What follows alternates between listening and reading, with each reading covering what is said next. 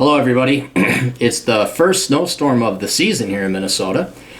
And I remember when I was a kid, like, it didn't even have to be snow. It could just be frost. And I would immediately ask my mom, I'd wake up, I'd look out, and I'd see there was frost. Not snow, just frost. You know, like the dew on the water had frozen. There'd been no precipitation. It's just that it dropped below 32 and there's moisture on the ground. I said, are they going to cancel school? My mom would kind of, like exasperate, just, no, they're not going to cancel school. You still have to go to school. So I got to think about this on my run today.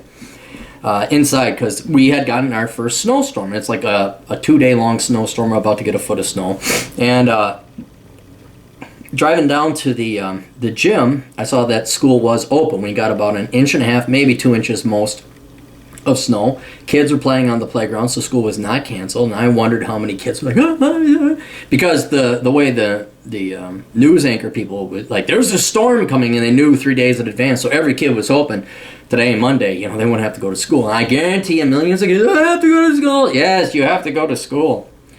But tomorrow, I guarantee you they're canceling school because we're going to get a foot of snow. Now, as you know, every kid experienced, and you were a kid at one time, there was nothing greater. I mean, we're talking the anticipation level of Santa Claus when you were 3 or 4 years old. The only thing that rivaled that anticipation was listening to the radio. Now you kids today, you have the internet, you just go on. But back in the day, you would listen to the radio at AM, and they'd go through the schools alphabetically, and you'd pray that your school was canceled. And then when your school was, you were so happy. You were like, before your mom could put anything in your mouth, you were out that door with your sled and your snowmobile, and you were going to go play. And you played at least for 12 hours, and you came back with snot coming out of your nose, rosy face, everything.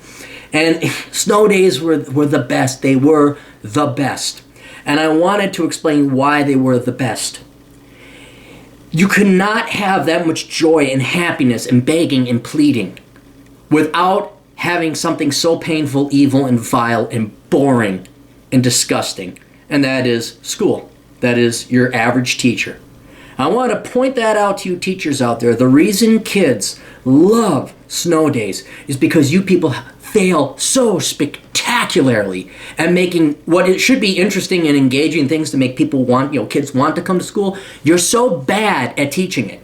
You're so dumb because you have the lowest IQs of any major. You can't even get things like history or math or science or the magic of chemistry, all this other cool stuff. You can't get kids to want to go to school.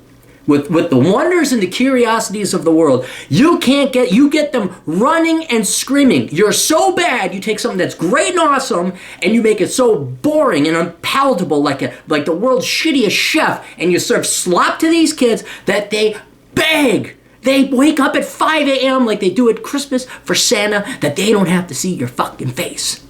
And I wanted you guys to know that. All you teachers who are like, I'm a teacher, you're a fucking failure. And until I see kids like, well, I don't know, like school or snow day, I don't know. Sorry, proof's in the pudding. Just want to remind you how sucky you really are. Toodles.